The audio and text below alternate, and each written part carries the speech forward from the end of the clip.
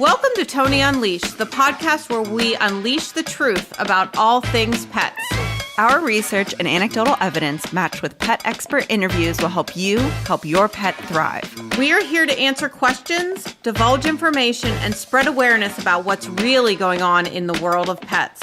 I am your co-host, Emily Taylor, pet nutrition enthusiast. And I'm Toni Shalasky, owner of Healthy Pet Products with 3 locations in the Pittsburgh, Pennsylvania area, and recently expanded to Port Charlotte, Florida. Welcome to the show. Hi, and welcome back to another episode of Toni Unleashed, the podcast. We have a resident expert and vice president of sales, Heather Hickey, here to speak to us about air-dried food options for dogs and cats and why it is an excellent option for your pets. If you've been following our podcast closely, you've already listened to Em and I and our opinion on air-dried food and how we recommend it to our customers. We will dive deeper into this subject matter and learn more about the benefits of a non-heat processed diet. So, without further ado, welcome, Heather. Thanks so much for having me. I'm excited to be here. Yeah, we're really excited to talk with you today. So this air-dried category is really small, but really awesome and mighty. I feel like not a lot of people know about it or know the benefits of it and why it's like such an awesome option.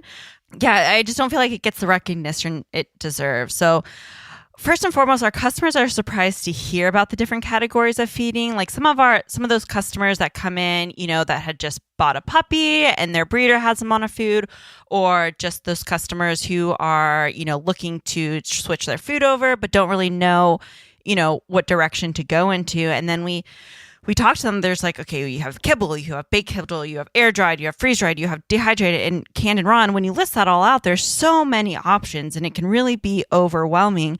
But only a few of those options don't use any heat to process their foods, with the goal of being more shelf stable and a high moisture diet. And moisture we talk about a lot on this show and our episodes about, being it's really important in your dog's diet and your cat's diet, and to really make sure there's a lot of moisture in there to make sure they stay hydrated, they get the right vitamins and the minerals, and their body's functioning appropriately. So that's what we're going to talk today. And it's what we like about ZiwiPeak and air-dried foods, it's so easy to incorporate into your dog's repertoire, whether you use it as a topper, whether you use it as a complete and balanced diet, whether you use it as treats. I mean, they're getting really good nutrients in their diet. So, and that's why we're going to sit here and talk about ZiwiPeak specifically and why their air-dried food might be a really great option for your furry friends, cat or dog. So let's start with the basics. And we love a good story and we love to talk about this and the background and how you got into this industry. Was there a specific pet or was there a specific animal experience that got you into working in this world, and more specifically ZiwiPeak? Yeah. So probably like a lot of people in pet, I got into pet originally by working at a pet retail store. So I actually managed a retail store for about 7 years. I started there when I was in college, and when I finished school, I stayed on and had the benefit of working for them and learning all kinds of things about pet nutrition and running a store and the retail side of it. And towards the end of my career there, I had gotten recruited by another pet food company to go out and do outside sales. And through that interview process, I was talking to someone about raw food, which I knew nothing about because I've been in the pet industry since like 98. And back then, raw food wasn't a huge category and it wasn't easy to find places that had freezers. And I had this lab that was a rescue mutt. And I did everything that the vet told me to. She had allergies. She had ear infections. She would get mange about once a year. Yeah. She just had all these problems. Yeah.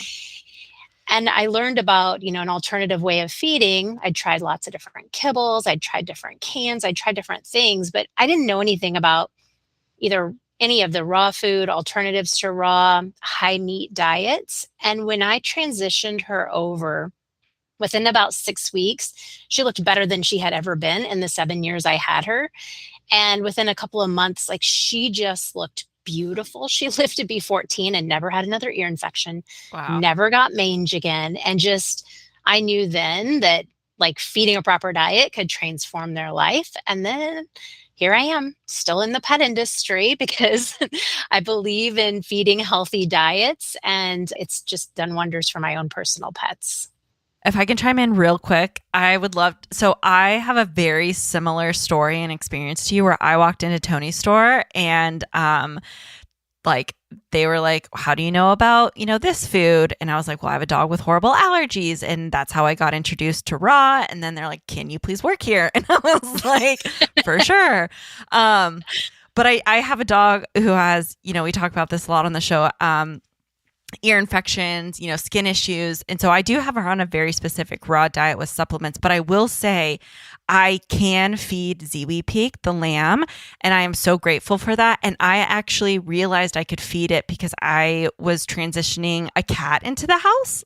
And I needed something that she could tolerate that was high value enough that wasn't going to give her any side effects to teach her to leave the cat alone. And the only thing that worked was ZiwiPeak. And then I was like, sweet, this is awesome because I was just training her every day and just giving her treats and treats. So I cut back on the food a little bit and she did great. And now, we live in a calm household, that everyone gets along thanks to ZiwiPeak. That's awesome. I love Ziwi because it's formulated just like a raw diet. And I know we'll talk a little bit more about our facility and that process in a little bit, but it gives us the ability to feed something that's high in meat, doesn't have the carbohydrate binders, Right. isn't highly heat processed, and yet is convenient to travel with. It's still scoop and serve. It fits that lifestyle of so many people. I mean, we're active, we camp, we love to do things outdoors. Sometimes we have a house sitter. It's just such an easy way to get premium nutrition. Just kind of without the hassle. Right. So it's been awesome for us too. And our dogs all do great on it. And there's not a raw feeder out there that has not forgotten to thaw. That's to thaw. I always have a bag of ZiwiPeak in my cupboard as a backup. And I actually travel with it as well. But beyond forgetting to thaw, I like to rotate it in their diet so that they are used to it when it is time to go that's such a good away point. for a week and they're going to be on ZiwiPeak for a week or whatever. You know what I mean? So, and training treats. Oh, that's what I push every single puppy that comes in that door. I'm like, you need to put them on ZiwiPeak because you're not going to be, treating them like crap. Yeah. So there's so many ways. And it's hard for kibble feeders to incorporate raw for the first time, but it's easy for them to incorporate Ziwi because it's still dry. It can still sit in their pantry. They can dump it into the food without that extra step of thawing. And we're worrying about germs if they've got small children in the house or their pet rejecting it because of texture. So it's so easy to transition into Ziwi without some of those barriers you find in raw food. Right. And it's a really great way to get that conversation going with people about nutrients, about, elevating their feeding and what they're feeding matters. And it's a great way to be like, this is a really great product that's just as easy as kibble, but better. Yeah. Yeah. And you mentioned moisture earlier. It even has more moisture than the average kibble. Right. So a lot of kibble, if you look on the back of the bag, will be 6 to 8% moisture. And Ziwi is 12% moisture. Yeah. So it's even higher in moisture. And that helps right there with our senior dogs or our small dogs that have had teeth pulled and, they can't have hard kibble, but people still want the convenience of a kibble, but they want something soft and they don't want to soak it in water, all day. Yeah. And a lot of cats don't like to transition to raw right away. If they've been a kibble-fed cat, sometimes that's a really big jump for them.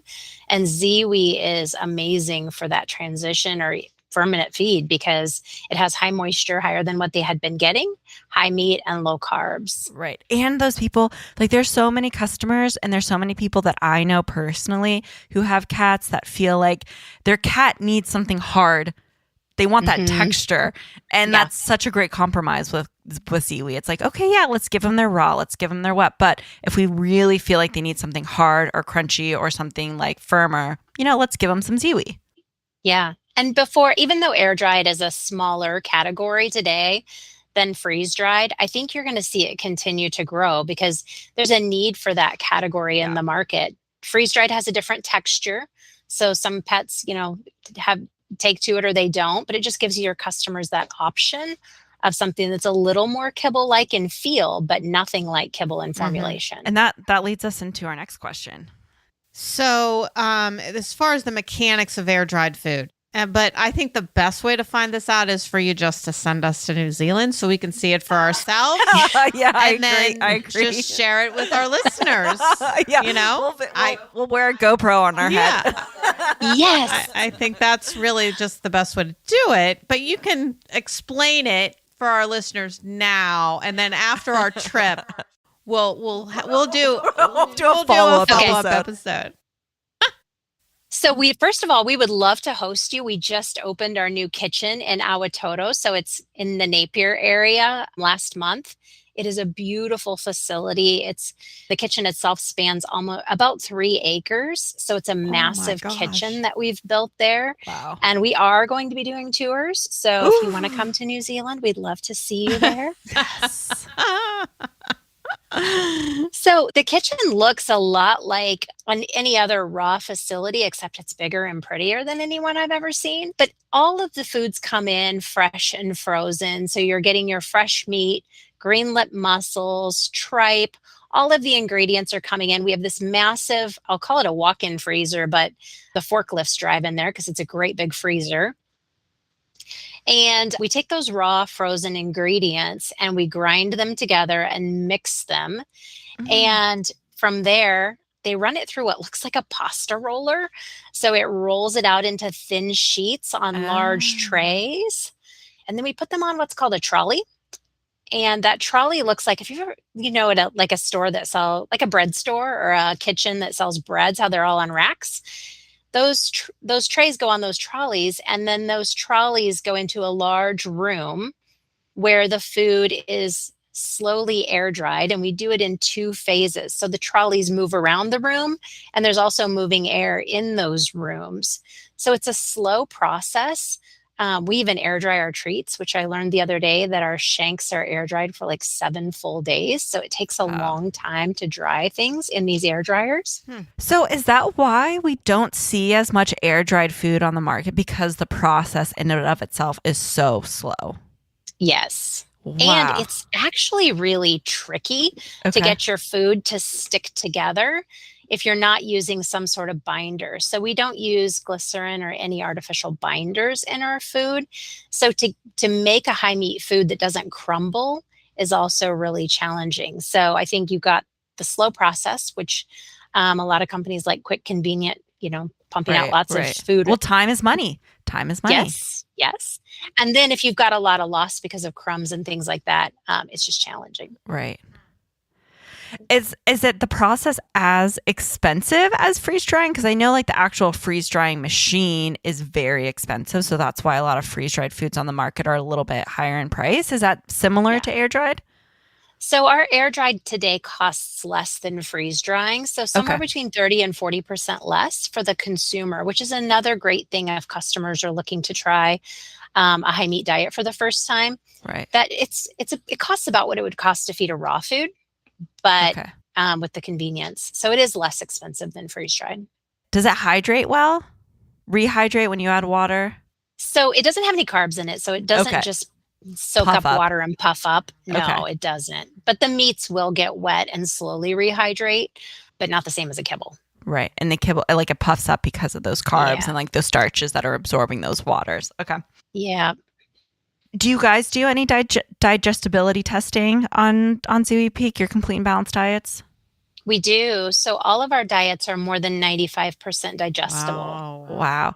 Can you explain to our listeners like what that means and what that process looks like and how you do that testing? Sure. So it's really important when you're feeding food to your pet that they not only get the nutrients in the food, but their body actually absorbs it and uses those nutrients. So from a consumer standpoint, what that means is less backyard waste. In your kitty litter box, it's less waste, so firmer poo. But also they're getting more of what they're consuming. So with our ingredients like green lip mussel, they're getting natural glucosamine and chondroitin, and that means it's very bioavailable to them and their Right. body can utilize it.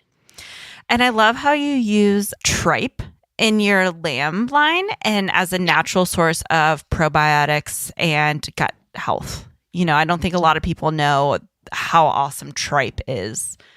And tripe is an amazing source of minerals as well, and it's super palatable. We have very few returns on our food, and a lot of it's due to the tripe inclusion in our food. Yeah, I'm a big tripe fan. So, me too. So, from a sourcing standpoint, talk to us a little bit about where you do get your proteins and ingredients from. All of our meats come from New Zealand. I've personally been able to visit some of those farms, which has been fabulous. I've even been out on a green lip mussel boat, which I really enjoy. That's so cool. Yeah. And we source our meats from New Zealand for a few reasons. One, they just have higher standards than the United States. Yeah. All of our grass-fed meats are grass-fed and grass-finished, which is amazing. And they don't use hormones and antibiotics and steroids and things like that you find common in the US. So you get really high quality meats. So maybe we should define grass-fed and grass-finished. That's verbiage that's we're hearing more and more often these days. I don't think the average consumer understands that. So, and it might be a little different in New Zealand as to what it means in the US. So Heather, you tell us what it means in New Zealand. So in New Zealand, because of the climate there, they have green grass year round. So they don't have to come in and supplementally feed their animals during the winter months with grains. So that means they can be kept out on the pastures year round and just be 100% grass fed, which is pretty amazing. Wow. So, and oftentimes in the US, when you hear grass fed and grass finished, they commonly are shipped to a feedlot and fed corn and lower quality grains. And that's what helps to create that marbling effect in the meat. So, okay. And sourcing. So talk to us a little bit about how you make it a complete and balanced meal. Synthetics, what's the process there? Yeah, so we're using muscle meat, organ meat, and ground bone in our recipes. So all of those things come in raw, frozen, and we're incorporating those into the food. So when you get ground bone, for example, it's a natural source of calcium, phosphorus, magnesium. So we're not having to go out and add a lot of synthetics to the recipe. We also utilize things like organic kelp for trace minerals. We use sea salt also for some mineral content. So we went out and wherever we could, we looked for ingredients that would provide the nutrients. So the amount of supplements that we use in Ziwi is really minimal. And that's really great for minimal synthetics and minimal vitamins and minerals is really great for kidney function. Yes. And preventing them from having to filter through all of that. Yeah. And it increases bioavailability because you're getting the whole food, which is awesome. Yeah. So let's talking about like sourcing and ingredients. Let's talk about sustainability as well. I know at Super Zoo, there was a lot more talk about sustainability with packaging, with sourcing, with everything. So what are you guys doing to be, with that wavelength of sustainability and reducing your carbon footprint? Yeah. So interestingly enough, New Zealand as a culture, a country and a culture, they do a lot of things that are naturally sustainable to them. So when we talk about it here in the US, sometimes our team in New Zealand is like, what? Everyone does that. I And know. like, no, no, they don't. Yeah. But we're doing some really great things with our new kitchen that just opened in Napier. We have solar panels outside, and those solar panels power the administrative building. We collect water behind our building. So we've actually created a wetlands back there. We use a lot of water in our facility, and we don't want to negatively impact the environment. So there are a lot of endangered species of birds in New Zealand because they're flightless birds.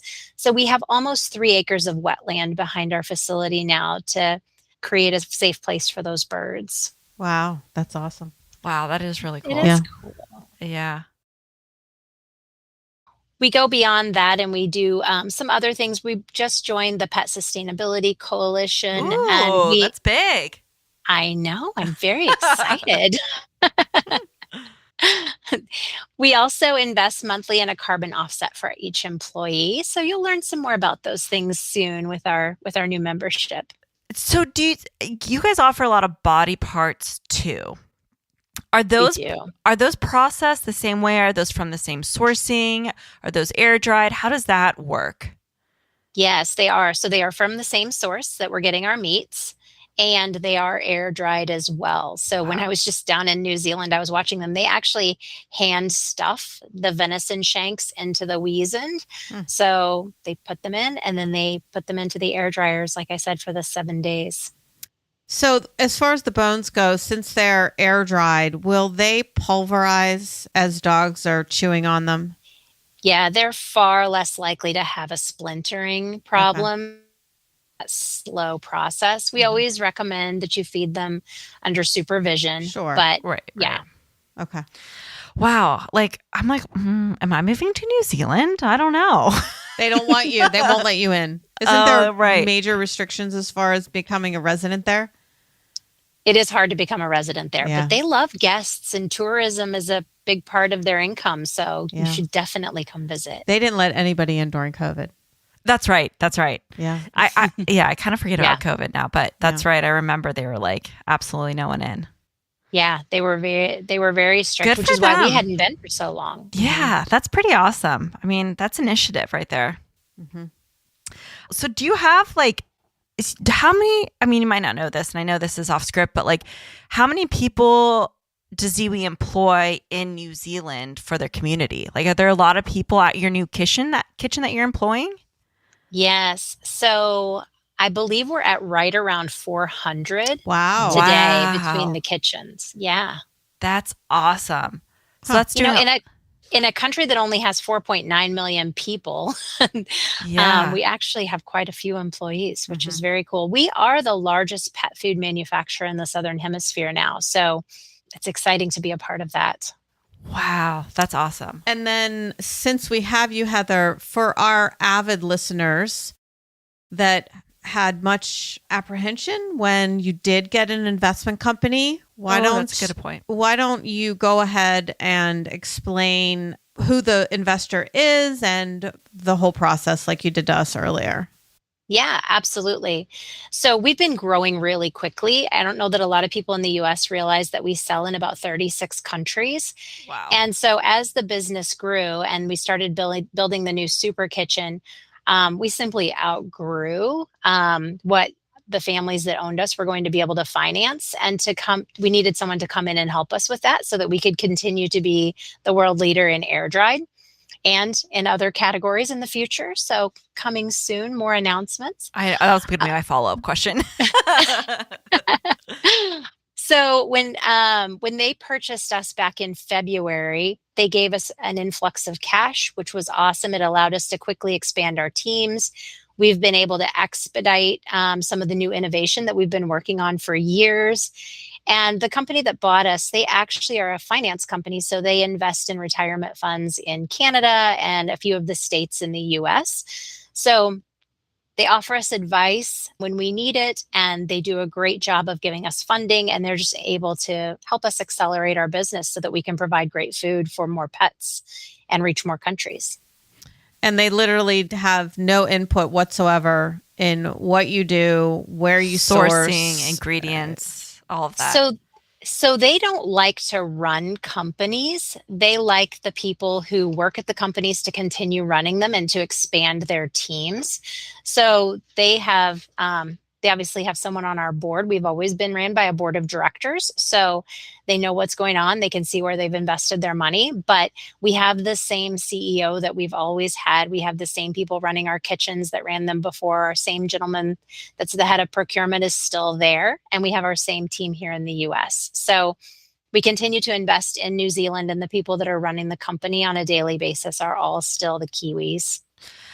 It sounds like that this investment company has to do a lot of research and spend a lot of time picking these companies that they want to invest in if they're not going to have like their hands in the pot and in the decision making. And so, am I right on that? They're very picky about who Okay. they invest in. Yeah, the other brands that they own are really high-end brands Yeah. that most people in the US would still think are probably privately owned businesses. So we're in very Wow. good company Wow. with the other brands that they own. And that speaks volumes to who Ziwi is and like who you guys are and what you guys do and your fundamental approach to the pet industry and taking care of cats and dogs. Yeah, and culturally, they're a great fit for Ziwi. I mean, we have the same goals, they have the same mindset, they produce high quality products in their other industries, and so it's been a really good thing for us. Wow. So before we go and before we end this podcast, I'm curious, who is like your main customer? Since you're in so many countries and worldwide, like what is your most popular customer? Is it a small dog person? Is it a big dog person? Is it a treat person? Like, I'm so curious. Is there a trend? Yeah. Do you know? So we do know a little bit about our customer base. A lot of our big dog customers are mixing our food in, just like they're doing with other alternative to raws. The small dog customers are full feeding Ziwi. Yeah. The United States is the biggest air dried purchaser. So we have a lot of customers in the US that buy our air dried, which totally makes sense if you think about it, because other countries are behind in raw food and they don't have as many freeze drieds. They don't have other raw and alternative to raws. So they're more of emerging countries. But we have other countries that sell a lot more cans than us. So it just varies by market. The Asian countries sell a lot of cans, and the US and Australia and New Zealand are really heavy in air dried. But the cans are one of our fastest growing categories. The US market's finally starting to feed their cats a little bit better and get onto better foods and incorporate better quality cans. Anything you want to say about, do you have your own cannery in New Zealand? So we do not. We currently co-pack in New Zealand at a cannery that we have an interest in, but we're not the primary owner. Okay. So Heather, this was a ton of information. I think our guests are going to love it. Did we miss anything? Anything else you want to talk about? I think all of our guests should come visit New Zealand. It's an amazing place. I mean, I would like to throw out, and I just recently learned this, that we have a pet expo coming up in November. This episode's going to air after that. But ZiwiPeak actually paid for and funded for a booth for Rescue to Occupy at the pet expo. And like that is huge and amazing and such an awesome gesture. And that just speaks to like who you guys are as a company. And for us as retailers, you know, we push the products and we want people to know about the companies that we're working with, and the ones that we have the best relationships with sell the best. I feel like, because we feel like we're heard, we're cared about over here in like the small little store in Pittsburgh, PA. Oh, well, we love you guys and you give us great support, and we love doing things in the community. We do those types of things throughout the US whenever we get the opportunity. And our sales team in the US is based in Kansas City, and we go out and 4 times a year as a team, we do giving back campaigns through the Kansas City Pet Project. We also do things for Harvesters for People and helping to feed the community and trash pickup days and things like that. Like, we really want to take care of the communities that we serve. And so we appreciate you guys giving us an outlet in your market. That's awesome. Great. Yeah, you don't hear about that from like a company that sells to what did you say, 36 different countries? Yeah. That's awesome. Heather, how long have you been with them? I've been here 5.5 years. Okay. Wow. All right. Wow. And we've probably known each other 10 years, maybe. Yeah, at least. Yeah. I started in outside sales in pet in 2005, and I've always worked for companies that sell premium products, and this has been amazing. Yeah. Wow. Yeah. Well, we greatly appreciate the relationship. We greatly appreciate the support. Yeah. And I do, when I'm working the floor, which is a lot, I do talk to customers and mention, you know, I get support from this company, and that means a lot. It really does. So, yeah. And we shout out to Cindy. Yeah. That's who she's we great. work with directly. Yeah. Yes, Cindy's awesome. Yeah. So, yeah, we have a field team that actually lives in the markets and gets out and visits stores and Yeah. supports everyone on a local level. So, Yeah. Yeah. thank you. Thank you, Heather. Yeah. Thank you. Thank you for doing this podcast with us and taking the time. We really appreciate it. You guys are a big company and we're just, over here in Pittsburgh, PA, and we get to talk to you. That's awesome. Thank you. All right. Good luck at the Pet Expo. Thank you. Yep. Bye-bye. Bye. Bye-bye.